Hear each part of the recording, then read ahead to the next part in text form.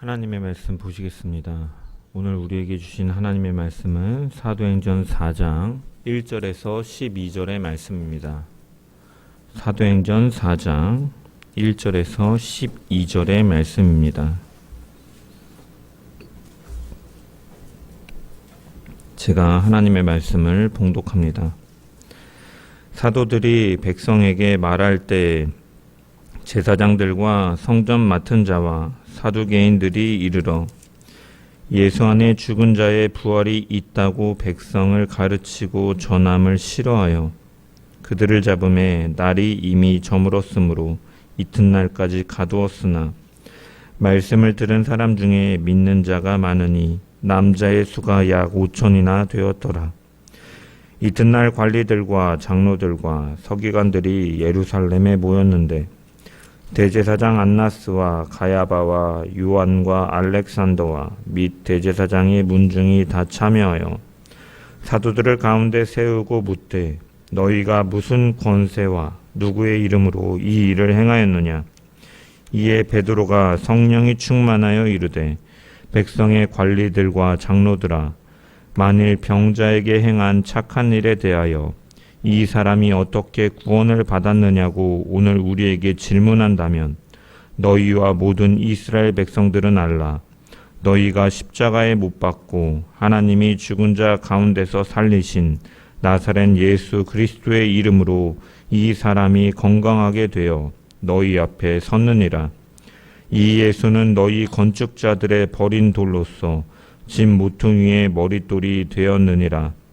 다른 이로서는 구원을 받을 수 없나니 천하 사람 중에 구원을 받을 만한 다른 이름을 우리에게 주신 일이 없음이라 하였더라. 아멘. 말씀을 통한 주의 은혜와 평강이 모인 모든 자들 가운데 넘치기를 축원합니다. 우리는 어떠한 일이 발생되면 자연스럽게 도대체 왜 이런 일이 생겨났는가 생각합니다. 그 일이 무엇으로부터 비롯됐는지 관심을 갖게 되는 것이죠.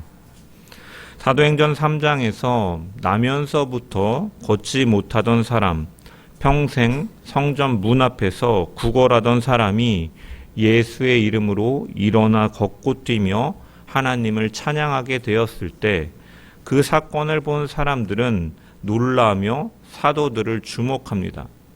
하지만 베드로는 그 사람들의 시선을 예수님께로 돌렸습니다. 이 일의 근원이 어디에서부터 시작된가를 분명히 밝힌 것이죠. 너희가 십자가에 못 박은 예수를 하나님께서 살리셨고 그 이름이 이 사람을 회복시키셨으며 생명을 주셨다. 이 복음이 선포되었고 어떤 일이 벌어지는지를 보여주는 것이 오늘 본문의 사도행전 4장의 말씀입니다.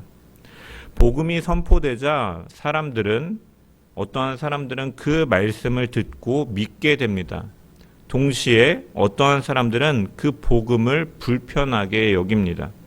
그래서 사도들은 체포되어 공회 앞에 서게 되는 것이죠. 바로 그 자리에서 베드로는 다시 한번 분명한 복음을 선포하는 것이죠. 12절의 말씀이 사실 오늘 본문의 핵심인데 다른 이로서는 구원을 받을 수 없나니 천하 사람 중에 구원을 받을 만한 다른 이름을 우리에게 주신 일이 없음이라. 아멘. 우리는 이 말씀을 통해서 세 가지를 살펴보고자 합니다. 복음이 전해질 때 세상은 어떠한 반응을 일으키는지, 그리고 교회는 그 자리에서도 무엇을 말해야 되는지, 그리고 왜 구원이 오직 예수 그리스도의 이름에만 있는지를 우리가 오늘 말씀을 통해 살펴보고 그 말씀을 통해서 우리가 붙들어야 될 복음의 중심이 무엇인지를 오늘 이 시간 다시 확인하며 우리의 시선과 믿음이 오직 예수 그리스도께로 향하는 시간 되고 그 이름만을 선포하는 주의 백성들 되기를 주의 이름으로 간절히 축원합니다. 우리가 사도행전을 대하면서 놓치지 말아야 될 제일 핵심 중요한 점은 무엇이냐면 제가 사도행전 설교를 시작하면서 계속해서 말씀드렸던 것처럼 이 사도행전은 단순히 사도들의 행적을 기록한 책이 아니라 예수님께서 이 땅에서 공생의 사역을 마치신 뒤에, 승천하신 뒤에도 그 사역이 끝난 것이 아니라 성령을 통하여 계속되고 있음을 보여주는 책이라고 말씀을 드렸습니다. 그래서 누가는 이 사도행전의 여러 장면에서 이제 예수님의 사역과 이 사도들의 사역에 유사한 점들을 나타냅니다. 이것은 예수님께서 승천하신 이후에도 그분의 사역이 계속되고 있다라는 사실을 보여주기 위함인 것이죠. 그래서 오늘 본문에도 이러한 특징이 나타나는데, 첫 번째 예수님의 사역과의 공통점은 무엇이냐면 이 부활의 문제와 관련되어 있다라는 것이죠. 누가복음 20장에 보면 사두개인들이 예수님께 나와서 부활에 관해서 논쟁을 벌입니다. 이 사두개인들은 부활이 없다라고 주장하는 사람들이었죠. 그래서 이 계대 결혼의 문제, 예를 들어서 형이 죽으면 동생이 형수를 맞아서 자식을 낳아야 된다라는, 그 대를 이어야 된다라는 그 율법의 이야기를 가지고 와서 7 형제가 모두 한 여인과 결혼하여 죽었다가 부활하였다면 그 여인은 누구의 아내가 되겠느냐라고 예수님께 질문을 하면서 부활에 대해 조롱하고 부인하였죠. 이에 대해서 예수님께서는 부활의 진리를 분명하게 선포하십니다. 이 땅의 삶과 부활 이후의 삶은 다르고 하나님은 죽은 자의 하나님이 아니시라 산 자의 하나님이시다라고 선언하시죠. 오늘 본문에서도 사두개인들은 예수님의 부활을 전하는 이 사도들을 매우 불편하게 여깁니다. 그래서 베드로와 요한을 잡아다가 가두게 되죠. 예수님께서 부활 문제로 인해서 사두개인들에게 반대를 받으셨던 것처럼 사도들도 예수님의 부활을 전한다라는 이유로 동일한 반대를 받게 되는 공통점이 등장합니다. 두 번째로 공통점은 무엇이냐? 공회의 신문이죠. 누가복음 22장 66절 이하를 보면 예수님께서는 장로들과 대제사장들과 서기관들 앞에서 신문을 받으시죠. 그리고 누가복음 20장에서 그 지도자들은 예수님께 묻습니다. 무슨 권위로 이러한 일을 너가 하느냐라고 묻는데, 오늘 본문 7절에서도 사도들은 동일한 질문을 받는 것이죠. 너희가 무슨 권세와 누구의 이름으로 이러한 일을 행하였느냐? 이렇게 공통점이 드러나는 것입니다. 세 번째 공통점은 무엇이냐? 이 인용하고 있는 이 버린 돌의 비유인 것이죠. 오늘 본문 11절에 보면은 베드로는 이렇게 말합니다. 이 예수는 너희 건축자들의 버린 돌로서 집 모퉁이의 머릿돌이 되었느니라. 이 말씀은 시편 118편 22절을 인용한 것인데, 여기서 건축자는 집을 짓는 사람들을 가리키는 것이고, 즉 건물을 설계하고 세우는 책임을 맡은 자들을 가리키는 표현이죠.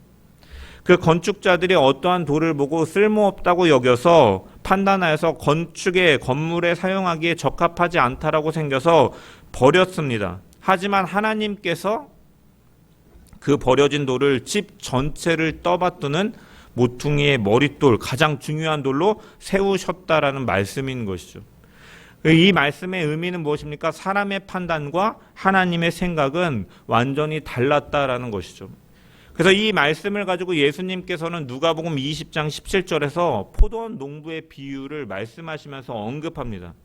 포도원 주인이 종들을 보내어서 수확할 때가 되었을 때 그 열매의 일부를 받으려고 하였지만 농부들은 그 종들을 때리고 쫓아냅니다. 마지막에는 포도원 주인이 자신의 아들을 보내면 이들이 말을 듣겠거니 생각해서 보내지만 이 포도원 농부들은 그 주인의 아들조차 죽여버리죠. 이 비유는 하나님께서 선지자들을 보내셨지만 이스라엘 백성들은 돌이키기를 거부하였고 결국 하나님의 아들을 보내시지만 그까지도 거절하고 죽이게 될 것을 비유로 말씀하신 것이죠. 그리고 그 비유를 말씀하신 이후에 예수님께서는 이 시편의 말씀을 인용하셨습니다. 건축자들이 버린 돌이 모퉁이의 머릿돌이 되었느니라. 이 말씀은 곧 자신에 대하여 가리키는 말씀이다라고 언급하시는 것이죠. 당시의 종교 지도자들은 이 예수님을 받아들이지 않았습니다. 오히려 그분을 거부하고 배척하였지만 하나님께서는 그 버림받은 예수를 가장 중요한 돌, 구원의 기초가 되는 머릿돌로 세우신 것이죠. 그리고 지금 사도행전 4장에서도 베드로가 다시 한번 이 말씀을 인용하는 것입니다. 너희가 버린 그 예수가 바로 그분이 하나님께서 세우신 구원의 머릿돌이다. 즉 사람들이 버린 예수가 하나님께서 세우신 구원의 중심이라는 사실을 선포하고 있는 것입니다. 이처럼 누가는 예수님의 사역과 사도들의 사역을 평행하여 보여줍니다. 이것은 사도들이 단순히 예수님의 생애에 대해서 이야기하는 사람들이 아니라 예수님의 사역을 이어가는 사람들이고, 예수님께서 승천하신 이후에도 성령을 통해 제자들을 통해 그분의 사역이 계속되고 있음을 말씀하고 있는 것입니다. 이 예수님께서 행하신 일에 대해서 복음이 선포되면 세상은 두 가지 반응이 나타납니다. 먼저 4절의 말씀을 보면은 말씀을 들은 사람 중에 믿는 자가 많으니 남자의 수가 약 5천이나 되었더라 라고 기록되어 있습니다. 성전 미문에서 평생 구걸하며 앉아있던 사람이 일어나는 사건을 사람들은 직접 목도하였습니다. 사도들은 그 기적을 자신의 능력으로 돌리지 않고 나사렛 예수 그리스도의 이름으로 인하여 그가 일어섰다라고 선포합니다. 이에 사람들은 생각하기 시작하죠. 우리가 십자가에 못 박았던 예수가 정말로 하나님께서 보내신 메시아인가? 그 말씀을 듣고 그 기적을 보면서 많은 사람들이 회개하고 돌이켜 예수님을 영접하게 된 것이죠. 성경은 남자의 수만 5천 명이라고 기록을 합니다. 당시에 이러한 숫자들을 계수할 때 여자나 어린아이와 같은 숫자를 포함하지 않은 것을 생각해 볼 때 실제 회심한 자의 수는 훨씬 더 많았을 것으로 추정을 합니다. 그런데 이와 동시에 전혀 다른 반응도 나타나죠. 오늘 본문 1절과 2절의 말씀을 보면 이렇게 기록되어 있습니다. 사도들이 백성에게 말할 때 제사장들과 성전 맡은 자와 사두개인들이 이르러 예수 안에 죽은 자의 부활이 있다고 백성을 가르치고 전함을 싫어하여. 여기서 싫어하여라는 말은 단순히 어떤 감정적으로 마음에 들지 않는다라는 수준이 아닙니다. 헬라어로 보면 몹시 분노하고 괴로워한다라는 의미의 단어가 사용됩니다. 복음이 전해지는 것을 보면서 마음이 뒤집어지는 것이죠. 그들이 이렇게 반응한 이유가 있습니다. 첫 번째로는 자신들의 권위와 관련된 문제였기 때문입니다. 당시의 성전에서 회중들에게 가르치는 일은 제사장이나 제사장들이 인정하는 랍비와 같은 종교 지도자들의 고유 권한이었습니다. 그런데 여기서 가르치고 있는 사도들은 어떠한 자입니까? 13절의 말씀을 보면 그들이 베드로와 요한이 담대하게 말함을 보고 그들이 본래 학문 없는 범인으로 알았다가 이상히 여겼다라고 기록되어 있습니다. 그들은 베드로와 요한을 학문 없는 범인, 즉 정식 율법 교육을 받은 사람들이 아니라고 여겼던 것이죠. 그러므로 별 볼 일 없어 보이는 사도들이 성전에서 가르치고 있는 행위는 자신들이 가진 고유 권한을 정면으로 대적하는 도전으로 받아들였기 때문에 몹시 괴로워하고 분노하였던 것입니다. 두 번째로는 더 중요한 부분인데 이들이 가르친 내용 때문이었습니다. 사도들은 예수 그리스도의 죽으심과 부활을 선포하였죠. 종교 지도자들은 예수님께서 공생의 사역을 하실 동안에도 그분이 메시아시오 유대인의 왕이라고 하자 그를 십자가에 못 박은 자들이었는데 그의 제자들이 예수님께서 다시 살아나셨다라고 선포를 하니 그들은 그것을 견딜 수가 없었던 것입니다. 특히 이들 중에 사두개인들은 부활을 믿지 않는 사람들이었습니다. 이 지도자급 제사장들은 대부분은 사두개인들입니다. 그래서 어떤 사람들은 이 사두개라는 이름을 이제 다윗 시대의 제사장이었던 이 사독의 후예라는 이름에서 온 것이다라고 해석을 하기도 합니다. 그래서 그들은 모세오경만을 성경의 권위로 인정했기 때문에 죽은 자의 부활이라든지 천사와 같은 영적 존재들은 모세오경의 근거에 나타나지 않는다라고 주장하면서 부활을 인정하지 않은 것이죠. 그래서 예수님과도 부활 논쟁을 벌이고 여기서도 오늘 본문에서도 예수님의 부활에 대해 선포하니까 그것에 대해서 불편하게 여기고 나중에 바울이 사도행전 23장에서 부활에 대해서 논쟁하자 부활을 믿는 바리새인들과 사두개인 믿지 않는 바리새인들이 싸우게 되는 일들이 나타나게 되는 것이죠. 근데 지금 사도들이 성전에서 공개적으로 예수의 부활을 선포하고 있기 때문에 그들은 복음에 대해서 너무나 불편하게 생각하고 있는 것입니다. 우리는 그리고 이 장면에서 매우 중요한 사실을 보게 되는 것이죠. 같은 사건을 보고 같은 메시지를 듣지만 이 복음에 대해서 전혀 다른 반응이 나타나고 있다라는 것입니다. 어떤 이들은 자신들이 못 박은 그 예수가 메시아였구나라는 것을 깨달으면서 회개하고 돌이켜서 주와 그리스도 대신 예수 그리스도를 영접하고 주 앞에서 새롭게 되는 복을 받습니다. 이에 비해서 성경을 잘 안다라고 생각하고 오경에 통달하고 성전의 제사제도에 능통했던 사람들은 오히려 그 사실을 외면해버리고 마는 것입니다. 그래서 여기서 발견할 수 있는 원리는 무엇입니까? 복음을 듣고 예수를 주와 그리스도 되심을 고백하는 것은 우리의 지식이나 우리의 능력으로 인함이 아니다라는 것이죠. 오히려 성경을 많이 알던 제사장들은 예수 그리스도의 메시아 되심과 그분의 죽으심과 부활하심을 끝끝내 거절하였지만 오히려 십자가에 못 박는데 앞장서고 무리와 선동되었던 그 자들 중에 일부는 그 복음을 듣고 회심하는 일들이 나타나게 되는 것이죠. 이처럼 예수님을 주와 그리스도로 고백하는 것은 우리의 능력을 통해 우리의 어떤 지각적인 수준을 통해서 이루어지는 일이 아니다라는 것이죠. 그래서 성경 에베소서 2장 8절은 우리에게 이렇게 말씀하죠. 너희는 그 은혜에 의하여 믿음으로 말미암아 구원을 받았나니 이것은 너희에게서 난 것이 아니요 하나님의 선물이라. 눈앞에서 기적을 보고 말씀을 들어도 믿지 않는 사람들이 있는 반면에 말씀을 듣고 마음이 열려 예수를 믿는 자들이 있었다라는 것이죠. 사도행전 13장 48절을 보면 영생을 주시기로 작정된 자는 다 믿더라라고 성경은 말씀하고 있습니다. 주시기로 작정된 자는 다 믿더라. 즉 복음을 듣는 자들이 다 똑같이 반응하는 것이 아닌데 하나님께서 생명 주시기로 작정한 자들에게는 믿음으로 응답하게 하신다라는 것이죠. 이것은 결국 하나님의 은혜의 역사인 것입니다. 주님께서도 요한복음 6장 44절에 이렇게 말씀하셨습니다. 나를 보내신 아버지께서 이끌지 아니하시면 아무도 내게 올 수 없다라고 말씀하셨습니다.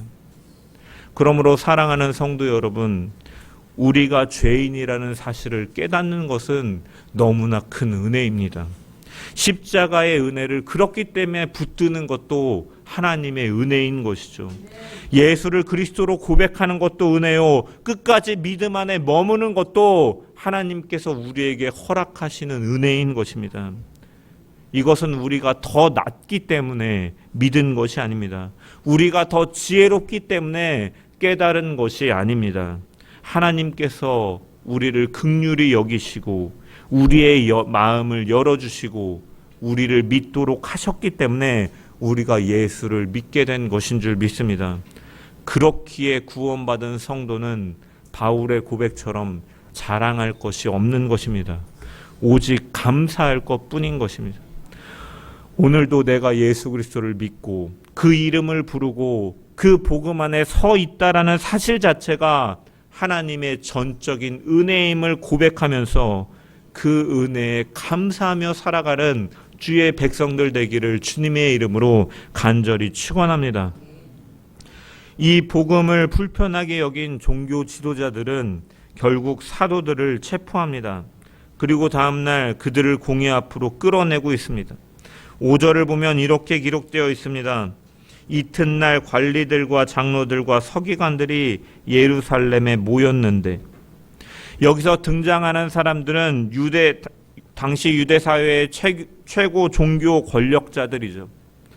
대제사장 가야바와 안나스를 비롯해서 지도자들이 모두 모였는데 바로 이 모임은 유대 그 당시의 최고 의결기관인 사내드린 공의회입니다. 예수님께서 십자가에 넘겨지실 때 신문을 받았던 바로 그 자리였던 것이죠. 그 동일한 자리에서 그들은 동일하게 묻는 것이죠. 너희가 무슨 권세와 누구의 이름으로 이러한 일을 행하였느냐? 이 질문은 앞서 말씀드렸던 것처럼 예수님께 한 질문과 동일한 것이죠. 너가 무슨 권위로 이러한 일을 하느냐? 그 동일한 질문을 사도들에게도 던지고 있는 것이죠. 성전은 제사장들의 관할 아래 있는 곳이기 때문에 임의로 가르칠 권한이 없었습니다. 그래서 사도들이 그 성전 지역에서 기적을 일으키고 말씀을 가르치고 수천 명의 군중이 따랐다라는 것은 그들에게 있어서 몇 가지 위협을 던져주는 사건이었죠. 첫 번째로 어떠한 문제를 던져줬냐? 그것은 치안과 관련된 문제. 그래서 모인 무리들이 이제 그 가르침을 듣고 그들이 이제 감정이 고조되어서 폭동이나 밀란이 일어나게 된다면 이 성전 지도자들의 입장에서는 굉장히 난처한 상황에 처하는 것이죠. 안정화시키기 위해서 로마로부터 이 권력을 얻어서 그것을 다스리는 권한을 얻었는데 이것을 안정화시키지 못한다면 그들의 지위를 상실할 수도 있게 되는 문제가 따르기 때문입니다. 두 번째로 이 종교적인 지배권에 대한 이 위협을 주는 것이죠. 사두개인들은 자신들의 허락 없이는 성전 지역에서 가르치거나 어떠한 교리를 전파할 수가 없었는데 이 사도들은 그러한 일들을 행하고 있기 때문에 그래서 이들은 이 사도들을 재판장 이 사내들인 공회에 세우는 것입니다. 그래서 이것은 단순한 공갈의 수준이 아닌 것이죠.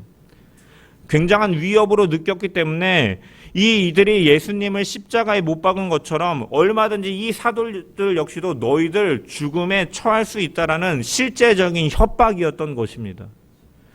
이러한 고압적인 협박 앞에서 그런데 사도들은 어떠한 태도를 보입니까? 그때 베드로는 이렇게 대답하죠. 그들의 질문에 대해서 8절에 보면 이에 베드로가 성령이 충만하여 이르되 백성의 관리들과 장로들아 만일 병자에게 행한 착한 일에 대하여 이 사람이 어떻게 구원을 받았냐고 오늘 우리에게 질문한다면 나사렛 예수 그리스도의 이름으로 이 사람이 건강에 대하여 너희 앞에 섰느니라. 그 예수는 모퉁이의 머릿돌이 되시고 구원을 받을 다른 이름을 주신 것이 아니라 오직 예수 그리스도로 말미암아 구원을 받는다라고 선포하고 있는 것이죠. 그러한 실제적인 위협과 죽음의 두려움 앞에서 서 있었지만 베드로는 담대하게 선포하고 있습니다. 그런데 우리가 먼저 주목해 봐야 될 것은 이 베드로가 말하는 데 있어서 어떠한 능력으로 행하였냐라는 것이죠. 성경은 성령이 충만하여 이르되라고 말씀하고 있는 거죠. 베드로는 자신의 용기나 지혜로 말하고 있는 것이 아니라 성령께서 베드로를 붙드시고 말하게 하셨다라는 것이죠. 그 성령의 충만함 속에서 베드로는 분명하게 선포하는 것입니다. 10절의 말씀을 보면 너희와 모든 이스라엘 백성들은 알라. 너희가 십자가에 못 박고 하나님이 죽은 자 가운데서 살리신 나사렛 예수 그리스도의 이름으로 이 사람이 건강하게 되어 너희 앞에 섰느니라. 아멘. 베드로는 공회 앞에서 자신을 체포할 권력을 가진 사람들 앞에서 자신을 죽일 수도 있는 사람들 앞에서 그는 조금도 물러서지 않고 복음을 담대하게 선포하였습니다. 너희가 십자가에 못 박았다. 그러나 하나님께서 그 예수를 살리셨다. 그리고 이 사람이 일어난 것은 나사렛 예수 그리스도의 이름 때문이다. 사랑하는 성도 여러분, 이 사도들의 모습 속에서 우리는 교회가 나아가야 될 방향, 성도들이 서야 될 자리를 분명하게 발견할 수 있습니다. 교회가 복음을 전하면 언제나 세상으로부터 환영을 받는 것은 아닙니다. 하나님의 공의와 인애가 선포될 때 환영받는 곳도 있지만 거부당하고 불편하게 여길 때도 분명히 있는 것이죠. 안전뱅이가 일어난 후에 복음을 듣고 영접하는 사람들이 있는 반면에 사도들을 집어넣고 공의 앞에 세운 자들처럼 복음을 불편하게 여기고 박해하는 자가 있다라는 것이죠. 그러나 중요한 것은 성도요 교회는 이러한 상황들 때문에 복음을 전하는 것을, 선포하는 것을 멈출 수 없다라는 것입니다. 왜냐하면 사람을 일으키는 것은 사람의 말에 있는 것이 아니라 예수 그리스도의 복음 때문이기 때문입니다. 그러므로 어떠한 상황에서도 교회는 계속해서 예수 그리스도의 그 복음을 전해야 될 줄 믿습니다. 그리고 교회가 말해야 될 것은 어떠한 정치적 이념이나 사상이나 도덕적인 가르침이 아니라 단 한 가지, 바로 예수 그리스도신 줄 믿습니다. 십자가에서 죽으시고 하나님께서 살리신 예수 그리스도신 것입니다. 그분은 지금도 하나님 보좌 우편에서 우리를 위하여 중보하시고 통치하시고 다스리시는 분이십니다.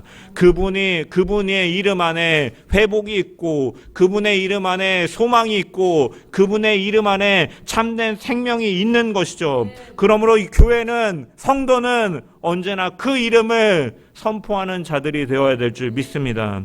우리의 삶과 교회가 어떠한 상황 속에서도 예수 그리스도의 이름만을 담대하게 증거하며 살아가는 성도요 교회 되기를 주의 이름으로 간절히 축원합니다. 베드로는 공회 앞에서 조금도 물러서지 않고 오히려 더욱 분명하게 복음의 핵심을 선포합니다. 12절의 말씀을 다시 읽어보겠습니다. 같이 읽습니다. 시작. 다른 이로서는 구원을 받을 수 없나니 천하 사람 중에 구원을 받을 만한 다른 이름을 우리에게 주신 일이 없음이라 하였더라. 아멘. 이 말씀은 성경 전체에서 가장 분명하게 구원의 유일성을 선포하는 말씀 중에 하나입니다. 여기서 베드로는 두 번이나 같은 사실을 강조합니다. 먼저 다른 이로서는 구원받을 수 없다라고 선언하고 있죠.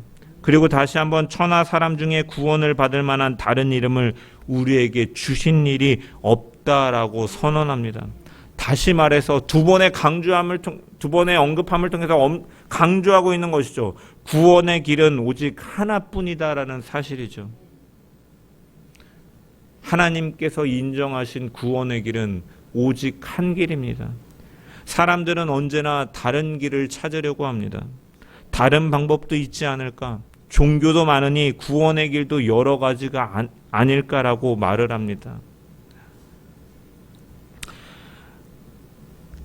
땅을 파고 우물을 파다 보면은 그 하나의 지하수에서 우물이 공급되는 것처럼 다른 종교도 깊이 파다 보면 하나의 진리에 마주하게 된다라고 많은 사람들이 주장하고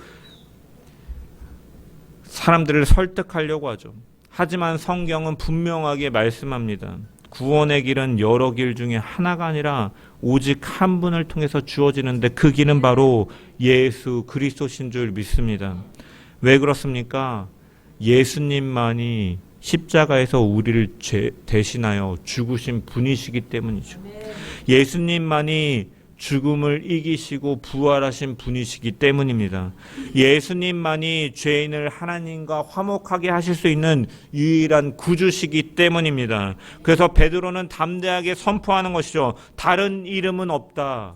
여기서 이름은 단순한 호칭을 말하는 것이 아니라 이름은 그 사람의 권위와 그 사람의 존재와 그 사람의 사역 전체를 의미하는 것이죠. 그러므로 예수의 이름을 믿고 구원을 받는다라는 것은 단순히 어떠한 말을 입으로 고백하는 의미가 아니라 예수 그리스도의 십자가와 부활을 믿고 그분을 구주로 받아들이는 것을 의미하는 것이죠. 그분의 사역 전체를 인정하고 이제는 내 삶이 그분 안에 있음을 고백하며 예수의 생명으로 살아가는 것이 바로 예수의 이름을 고백한다라는 것의 의미인 것입니다. 사랑하는 성도 여러분, 세상은 이 말씀을 불편하게 여깁니다. 매우 불편하게 여기죠. 왜냐? 세상은 언제나 여러 길이 있다라고 말하기 때문이죠. 굳이 예수만이 유일한 길이라고 말할 필요가 있느냐? 종교는 다 똑같고 다른 종교에도 구원이 있다라고 말하고 좋은 가르침이 있는데 왜 기독교만이 구원이 있다라고 말하느냐? 불편해합니다. 하지만 성경은 결코 그렇게 말하지 않습니다. 구원은 오직 예수 그리스도를 통해서만이 주어지는 줄 믿습니다. 우리는 스스로를 구원할 수 없는 사람들입니다. 우리의 노력으로는 하나님 앞에 설 수 없는 자들이죠. 그래서 하나님께서는 은혜로 그 예수 그리스도를 우리에게 보내주신 것입니다.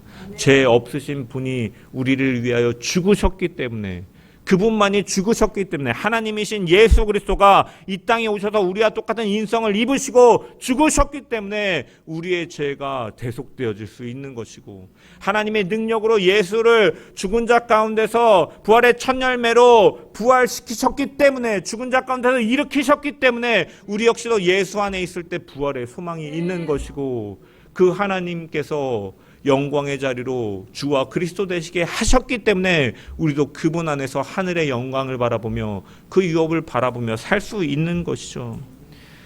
그 이름 안에 죄 사함과 생명을 주신 것입니다. 다른 것이 없어요. 하나님께서 인정하신 유일한 길은 오직 예수 그리스도인 줄 믿습니다. 그러므로 우리가 붙들어야 될 것 역시도 다른 것에 있지 않다라는 것입니다. 오직 예수 그리스도만을 붙들고 살아가야 될 줄 믿습니다. 주님은 요한복음 14장 6절에 이렇게 말씀하셨습니다. 예수께서 이르시되 내가 곧 길이요 진리요 생명이니 나로 말미암지 않고는 아버지께로 올 자가 없느니라. 나로 말미암지 않고는이라는 말씀은 생명이신 하나님 아버지께로 나아가는 유일한 길은 오직 예수 그리스도를 통해서 주어진 것이다라고 말씀하는 것이죠. 오늘 우리가 이 말씀 앞에서 우리는 믿음을 다시 한번 점검해 봐야 됩니다. 우리는 과연 살아가면서 예수가 아닌 다른 것을 의지하며 살아가고 있지는 않은가? 예수만을 의지하며 살아간다, 그 안에 생명이 있고 소망이 있다라고 말하면서 우리는 어느새 예수의 이름이 아닌 다른 것들을 의지하며 살아가고 있지 않은가? 그것은 다른 신을 말하는 것뿐만이 아니라 우리가 예수 그리스도보다 더 가치 있게 여기고 더 의지하는 것들이 바로 우리에게 우상이 되는 것이죠. 우리의 구원은 다른 데에 있지 않습니다. 오직 예수 그리스도의 이름 안에 있는 줄 기억하면서 우리의 삶이, 우리의 모든 믿음의 고백이 그분의 이름만을 붙들고 살아가는 성도들의 걸음 되기를 주의 이름으로 간절히 축원합니다. 말씀을 마무리하겠습니다. 성전 미문 앞에서 일어난 표적 사건 앞에 사람들은 두 가지 반응을 보입니다. 어떤 이들은 예수 그리스도를 영접하고 어떤 이들은 강팍한 마음으로 복음을 부인하고 부정하며 오히려 박해하는 모습을 보이게 되죠. 이 사실은 우리가 예수를 믿게 된 것 자체가 하나님의 은혜다라는 사실을 깨닫게 하는 것이죠. 성경에 대한 많은 지식이 있어도 오히려 강팍하게 예수를 부인하는 자들이 있었던 반면에 회개하고 돌이켜서 그 예수를 영접하고 그와 그의 가정이 구원을 받는 역사들이 나타나는 것처럼 이렇게 된 것은 하나님께서 작정하시고 부르신 그 은혜의 부르심이 있었기 때문이다라는 사실을 깨닫게 됩니다. 또한 베드로는 공의 앞에서, 그 두려움 앞에서도, 위협 앞에서도, 반대 앞에서도 담대하게 복음을 선포하였습니다. 왜 그렇습니까? 사람을 일으키고 회복하는 능력은 오직 예수 그리스도에게만 있기 때문인 것이죠. 그러므로 이 사도들의 모습을 통해서 우리도 깨달아야 될 것은 어떠한 상황과 환경 속에서도 우리가 복음을 전파하고 선포하는 일은 결코 멈출 수 없다라는 사실이죠. 그리고 우리가 붙들어야 될 중심도 예수 그리스도의 복음뿐인 줄 믿습니다. 죄와 싸우고 낙심할 때도 예수의 이름을 붙들어야 되고, 세상이 다른 길을 이야기할 때도 우리는 오로지 예수 그리스도의 이름만을 선포해야 되고, 죽음 앞에서도 붙들 이름은 오직 예수 그리스도뿐인 줄 믿습니다. 그러므로 우리의 시선이 오직 이 예수 그리스도께로 향하고 우리의 믿음이 다시 예수께 굳게 서는 저와 여러분 되며, 우리의 입술이 예수 그리스도의 이름만을 담대히 증언하는 주의 백성들 되기를 주의 이름으로 간절히 축원합니다. 우리 세상의 빛 교회 모든 성도들이 어떠한 상황 속에서도 흔들리지 않고 예수의 이름을 붙들고 예수의 이름을 전하며 오직 예수의 이름 안에 있는 구원을 선명하게 선포하는 교회요 성도 되기를 주님의 이름으로 간절히 축원합니다. 우리 이 시간 찬양하시고 말씀을 붙잡고 합심하여 기도하겠습니다.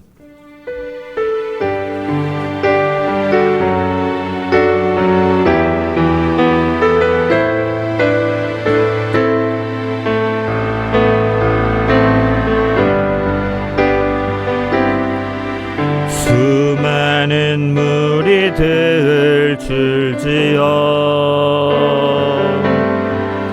그분을 보기 위해 따르네.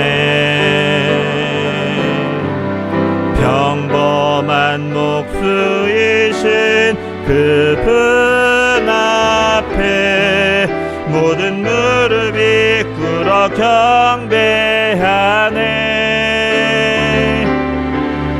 모든 문제들 하나하나 죽음까지도 힘을 잃고 생명의 근원 대신 예수 이름 앞에 모든 권세들 굴복하네.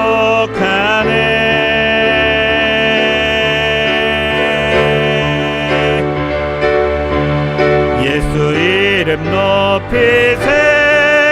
능력의 그 이름 예수 이름 높이세. 구원의 그 이름 예수 이름을 부르는 자 예수 이름을 믿는 자 예수 이름 앞에 나오는 자 복이 있도다.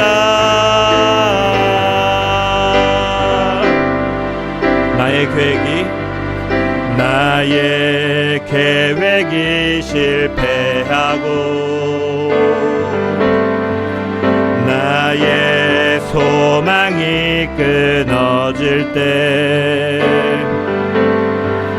삶의 주관자 되신 그분 앞에 나의 무릎을 꿇어 경배하네. 나의 삶을 그분께 맡길 때 비로소 나의 마음 평안해. 구원의 반석 되신 예수의 이름을 소리 높여 찬송하네.